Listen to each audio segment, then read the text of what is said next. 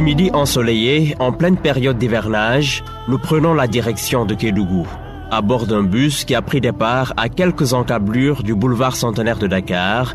C'est parti pour alors défier 703 km de route.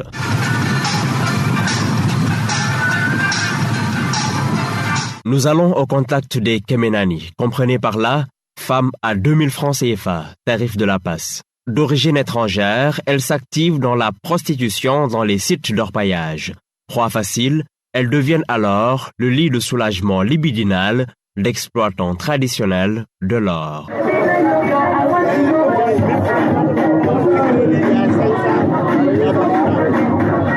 Il est 22h au Chandal Bar de Tinkoto, transformé en dancing par les prostituées étrangères de la zone pour fêter l'anniversaire d'une d'elles. La salle non éclairée refuse du monde, l'alcool coule à flot, la musique à fond la caisse.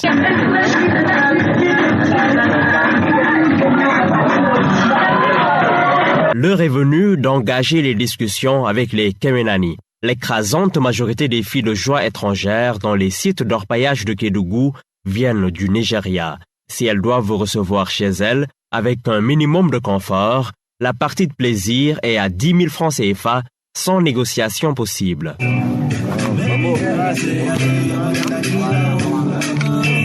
Nous allons modifier leur voix et leur donner des noms d'emprunt pour les protéger. Bright, 26 ans, ne trouve pas de travail après ses études supérieures en marketing au Nigeria. Ses parents la contraignent de gagner sa vie dans une ferme. Hélas, l'activité ne lui permet pas de satisfaire ses besoins les plus primaires. Dans un style très décontracté, Bright explique comment elle est arrivée à Tinkoto par voie terrestre.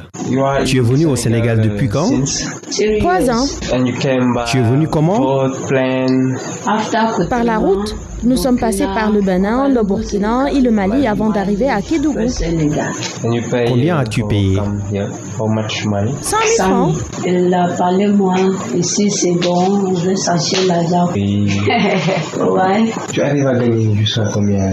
Chaque mois c'est pas la même chose. 50 000, 100 000, 150 000, best month, 200 000. Preti, elle aussi, est nigériane. La pauvreté dans laquelle vivote sa famille l'a menée dans les bras d'un proxénète. Destination finale, Tinkoto, dans la brousse de Kédougou. Quelqu'un l'a amené manger.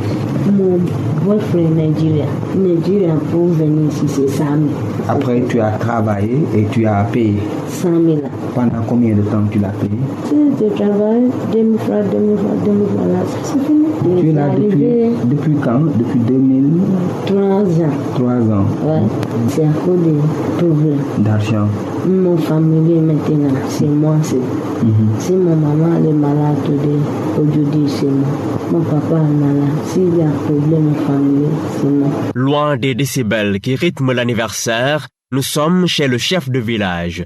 Le Dougoutigi, comme on l'appelle ici, nous ouvre son hospitalité. Par son entre-gens et par celui de son fils, la présidente de la communauté nigériane, qu'a avéré le traite, parle de son cas et nous fait le point de la situation. Elle a dit, quand ils étaient venus premier ici, là, c'était le travail de la prostitution qu'elle faisait. À l'époque, comment il avait fait pour venir? Qui l'avait fait venir? Par quel moyen? C'est une femme nigériane qui les connaissait depuis le Nigeria. Elle qui était première à venir ici. Mais elle ne les a pas dit exactement que c'était la prostitution qu'elle allait venir faire. Maintenant, arrivée maintenant, elle a trouvé que c'était ça maintenant. Elle a payé le transport? Elle a dit qu'elle a payé ça. Elle a dit qu'elle a fait 3 mois dans le travail, elle a payé. C'était combien? 1 million de francs. Elle a payé en 3 mois. Ouais, en 3 mois. Il y a combien de filles qui s'activent dans le business? 50. Ouais, 50. Ça ne dépasse pas? 50. Leur âge? 40. Mais plus petit. 20 ans. S'il y a quelqu'un qui pense ne rien gagner de l'activité des Kemenani, c'est bien Bakary Sissoko, président de l'association des jeunes de Tinkoto. Et avec les Kemenani là, ça conduit les enfants à faire du n'importe quoi. Et aussi, ça ne les oblige pas à se préparer pour le mariage ou bien fonder une famille. Cela peut les prévenir, les vies de la localité. Nous, les jeunes de la localité, activités, souvent dans une réunion d'où on se rencontre des filles et des garçons. On les sensibilise souvent. Binta Danfaha, mère de famille, est inquiète. Même nos filles de 2 ans ou 3 ans peuvent être influencées par le comportement des Kemenani. Elles les pervertissent, c'est pourquoi nous souhaitons qu'elles s'en aillent. Mbaïsane est orpailleur, résident à Tinkoto. Ce tamboulman, chargé de faire respecter le règlement intérieur dans les djouras, les sites traditionnels d'orpaillage, a une perception mitigée des Kemenani. Cette prostitution, elle aide et elle nuit. Au niveau de nos communautés, il n'y a pas assez de femmes, alors qu'il y a une influence d'hommes durs qui viennent sur le terrain pour faire ce travail. Avec cette activité dure, les gens sont poussés à la sexualité. Donc s'il n'y a pas d'autres femmes qui doivent venir pour gérer cette sexualité au niveau de la société, donc les femmes mariées sont attaquées. Donc il y a des conflits entre les autochtones habitants mariés du village et les étrangers qui viennent travailler. Cependant, dans la mesure où on est là, on se développe, on est là avec nos femmes et nos enfants, il entraîne nos enfants dans ce sens aussi. La présence des Kemenani à Tinkoto inquiète aussi l'autorité locale. Bambo Sissoko, le chef de village, craint pour la sécurité de ses administrés. Bon, il y a des problèmes là.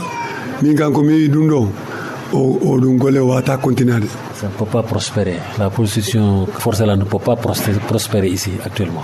Oui,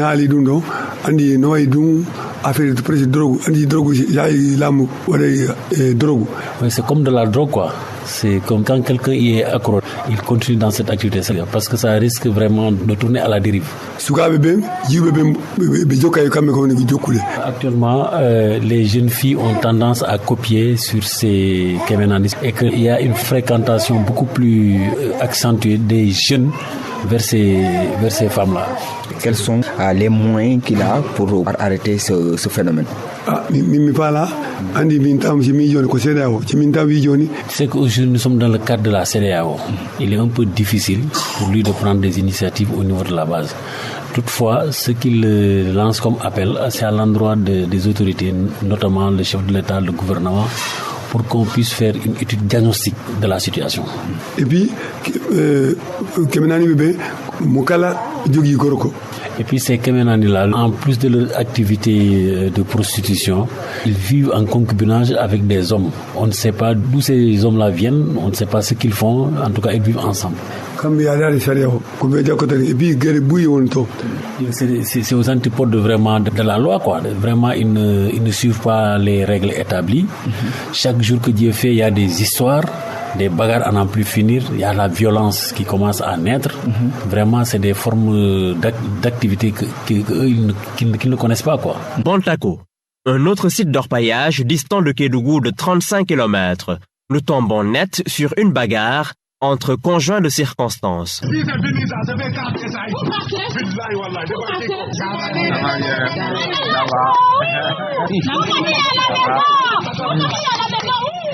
Bienvenue dans un quartier spontané où vivent des adeptes du plus vieux métier du monde, des scènes banales au vu de leur fréquence, nous dit-on. C'est là-bas, moi, ma patron, 1 million 100 000. Tu as payé 1 million 100 000. Et au début, on t'avait dit que tu allais en France.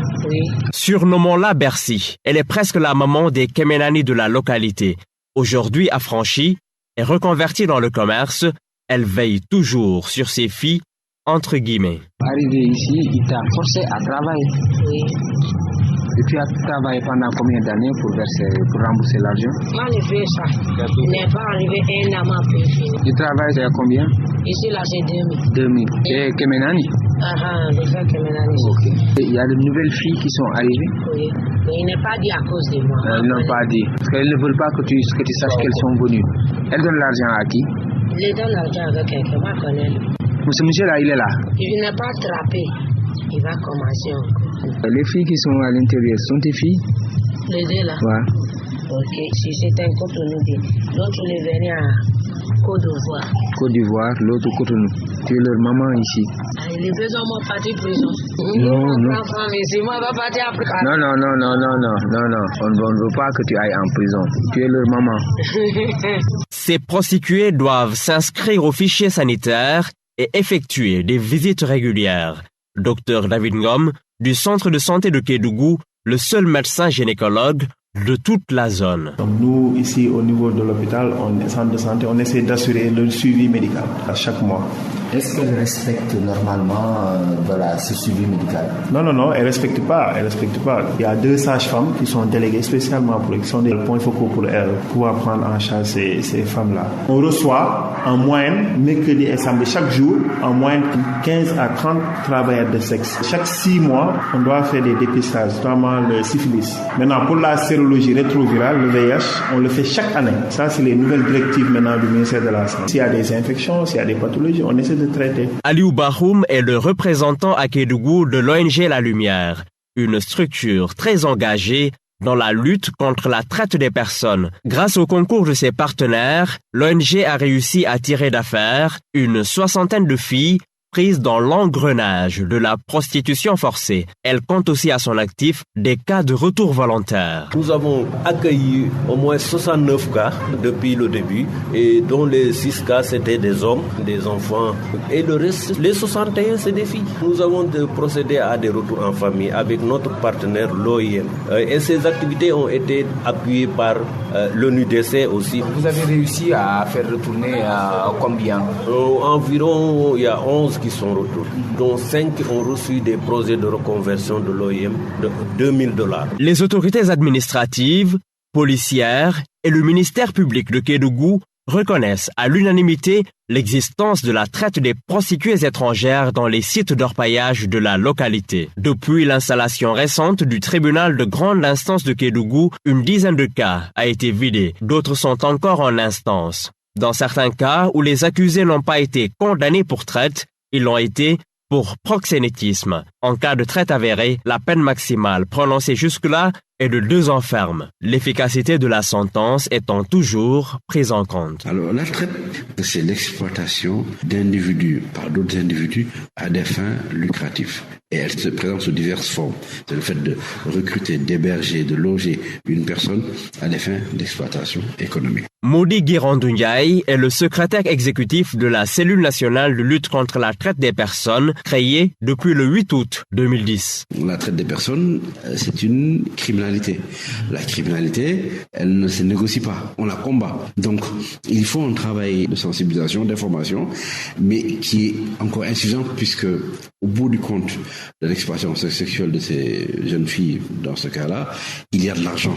Et cet argent-là, il fait nourrir tout un circuit, et c'est ce qu'on appelle, nous sommes dans la criminalité transnationale organisée, puisqu'elle touche plusieurs frontières, et elle est typique de la traite des personnes. En plus de Tenkoto et Bantako, où nous avons rencontré des Kemenani, la région de Kédougou abrite plus de 80 sites d'orpaillage. Du fait de la répression des autorités, la traite des prostituées étrangères est en nette régression.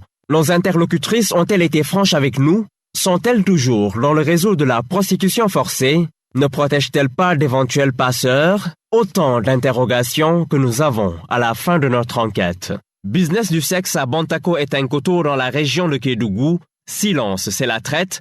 Un grand reportage de Naté Diop et Jean-Paul Nour, mixage Lamine Sow, avec le soutien de France Terre d'Asile dans le cadre du projet Récoltea, financé par l'Union européenne.